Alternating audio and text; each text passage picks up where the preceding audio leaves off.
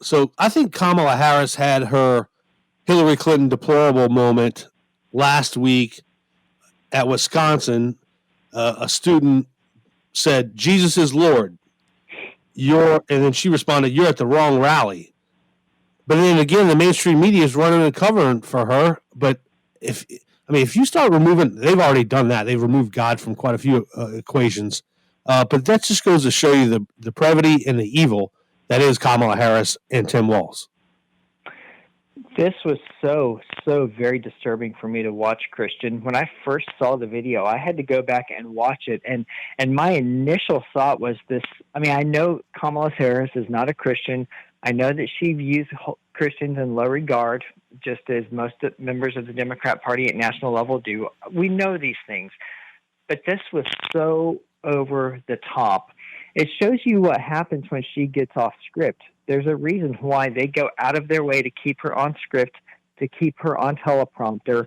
When she goes off script, when she goes off teleprompter, you get a really good look at what's really in her soul.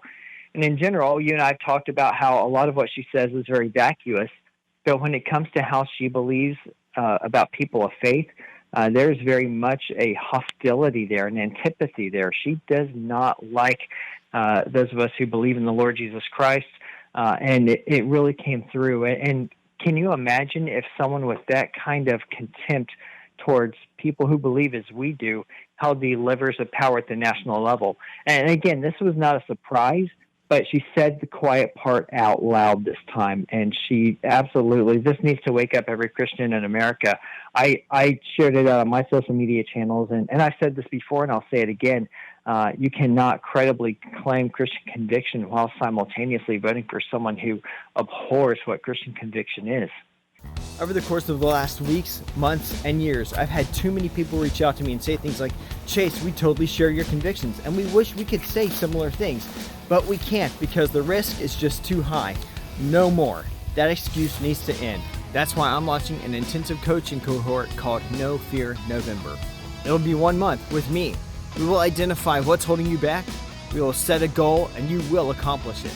Too many of you are worried about losing the approval of small-minded people who abhor what you believe, and people who most certainly won't be at your funeral. And what you should be worried about is living a life of little meaning, a life that will be entirely forgot when you're gone. There are 10 slots, and once they're taken, they are gone. So it's your choice. You can continue living in fear, or you can do something about it. Let's make November a month in which we leave our fear behind, line our lives up with our convictions, and get into action.